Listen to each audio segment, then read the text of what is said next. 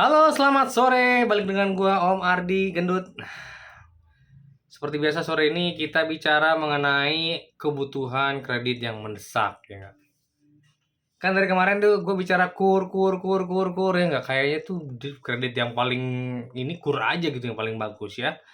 Tapi sebenarnya kredit itu bukan masalah bagus enggaknya. Karena apa? Karena momen pengusaha menambah modal kerja atau membeli aset itu nggak setiap saat ada loh. Sementara kur dibatasin oleh peraturan pemerintah. Nah, makanya gue sore ini mau nge-share apa kelemahan-kelemahan kredit usaha rakyat kur ya. Daripada ngambil kur, kenapa ngambilin aja, ya nggak? Apalagi sekarang misalkan belum dibuka. Sementara kebutuhan untuk menambah modal kerja atau membeli aset itu nggak setiap saat ada. Momennya sekarang nih Pak. Gimana ya Pak? Kur belum buka nih. Ya, gue bakal share ke lu apa aja sih kekurangan-kekurangan kredit usaha rakyat kur yang sebenarnya kalian mesti ngambil yang lain aja lah, nggak harus kur ya nggak. Nih ya, gue share yang pertama adalah kredit usaha rakyat dibatasin oleh maksimal kredit 500 juta kalau menurut tahun-tahun sebelumnya ya, kita merujuk peraturan tahun-tahun sebelumnya. Bang, usaha kalian itu segede gedung ya nggak, mau jaminan kalian itu 2 hektar. Namanya kredit usaha rakyat itu maksimalnya hanya 500 juta. Nah, kadang ada beberapa usaha, Pak, kalau 500 juta mah kurang saya, Pak. Saya showroom mobil misalkan kan, 500 juta paling jadi 3 mobil, Pak, 4 mobil, maksimal 5 mobil, ya nggak? Kalau 500 juta kurang, nah makanya itulah kekurangan kur ya. Nggak harus kur lah ngambil, kan ada produk-produk di perbankan yang menjual kredit retail, komersil, dan lain-lain. Ya nggak harus kur, yang kreditnya mungkin bisa di atas kur, di atas 500 juta. Memang kebutuhan usahanya memang di atas itu, Pak. Ya nggak bisa, nggak harus dipaksakan kur. Karena apa? Kredit itu seperti vitamin, saya bilang. Kesedikit nggak kerasa, kebanyakan jadi racun. Ya nggak? Pasnya berapa, ya nggak? Nah, masalahnya kur tuh hanya dibatasin sampai 500 juta. Mau usahanya gede banget, mau jaminannya gede banget, tetap ya maksimal cuma 500 juta. Ya udah itu aja ya. Paling Terus itu kelemahan kur yang pertama. Yang kedua, kenapa kita harus ambil kredit selain kur? Yang kedua adalah jangka waktu. Wah, jangka waktunya. Untuk merujuk kepada peraturan tahun-tahun sebelumnya, modal kerja itu hanya 4 tahun nyicilnya. Sedangkan investasi membeli aset hanya 5 tahun maksimalnya jangka waktunya. Nah, kalau untuk pengusaha, misalkan nih 500 juta 4 tahun itu hampir 12 juta ya, 11,8 juta lah sebulan ya. Kalau 5 tahun itu 9,8, hampir 10 juta. Itu menurut saya ada beberapa pengusaha, bukan menurut saya sih, ada beberapa pengusaha yang, waduh Pak, kalau 9 juta apa 11 juta, gede juga ya, gede. Karena apa? Karena jangka waktunya hanya dibatasin segitu aja, maksimal 5 tahun lah kalau saya bilang. Investasi 5 tahun.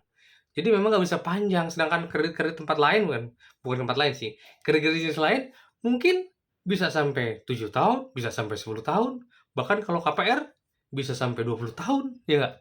Walaupun memang secara bunga kur lebih murah, tapi jangka waktunya bisa panjang, disesuaikan dengan kemampuan membayar daripada cicilan 10 juta sebulan, ya, tapi nggak mampu bayar malah jadi masalah, malah jadi jaminan jadi masalah nanti, ya itulah kekurangan kredit usaha rakyat. Yang kedua yaitu adalah jangka waktunya pendek, bukan mepet, pendek.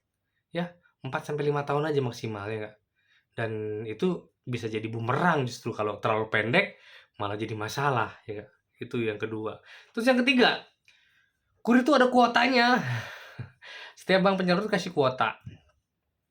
Biasanya menjelang triwulan akhir itu biasanya kuota sudah mulai habis di bank-bank ini, udah habis, ini udah habis. Sementara kadang-kadang kebutuhan kredit itu ada yang butuh-butuhnya memang bulan-bulan akhir tahun misalkan ya. Atau kita butuhnya sekarang tapi belum buka kayak sekarang kan. Gimana nih? Bukan cuma kuota tapi bukanya sendiri juga menunggu instruksi dari pemerintah juga. Jadi seperti itu. Jadi ada semacam mungkin tidak match antara waktu kebutuhan dengan waktu ketika kita ngajukan kur sama kuotanya yang sudah terbatas, Pak. Kuotanya udah dibatasin, Pak. Kita cuma segini aja, Pak. Jadi sementara udah habis, bisa jadi kan, ya nggak? Jarang ya bank-bank bulan Desember tuh masih ada kuota yang biasanya ya.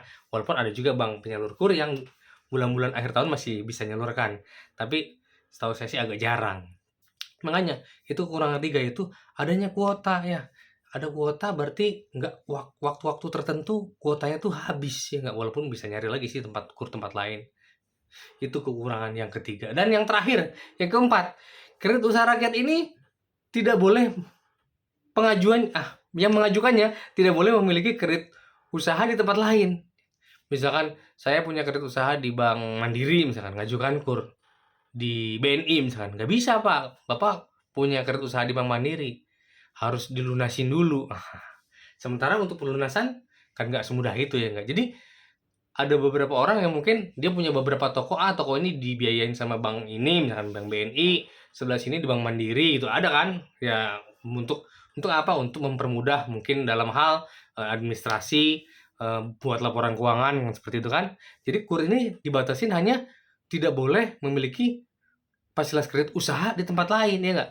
Tapi kalau misalkan kredit KPR leasing sih ya kendaraan boleh ya. Tapi kalau kredit usaha tempat lain nggak boleh Pak. KUR itu benar-benar harus satu kredit usahanya, itu KUR aja gitu yang berjalan.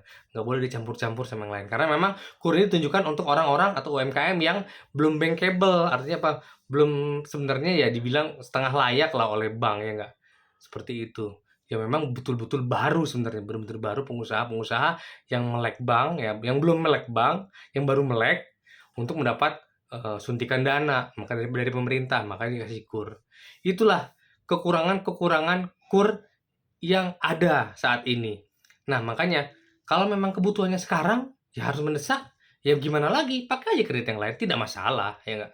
Karena memang kebutuhan kredit itu tidak bisa dinanti-nanti dan tidak bisa diulur-ulur. Kalau memang butuh sekarang, sekarang. Karena momen butuh suntikan modal itu kadang-kadang bisa hilang dalam waktu yang tidak terlalu lama. Mungkin pengusaha ada bidik pasar baru, ya nggak, ternyata ketika mau ngajukan udah diambil orang pasar barunya tersebut ya kan, misalkan seperti itu bisa aja kan. Atau dia pengusaha itu membeli aset karena terlalu lama menunggu KUR aja belum buka-buka misalkan, atau ternyata kuotanya habis nunggu tahun depan misalkan, ya keburu diambil orang asetnya ya nggak, seperti itu. Nah, tidak ada salahnya teman-teman UMKM, pengusaha tidak harus mengambil KUR ya, karena keterbatasan KUR yang sudah gue sebutkan tadi, yang 4 tadi ya, itu mungkin yang kelihatan ya, mungkin yang nggak kelihatan juga ada ya, tapi nggak tahu lah ya. Saya juga bukan pelaku usaha yang real kan, saya hanya analis, analis data ya kan, bukan orang bank, nggak tahu lah.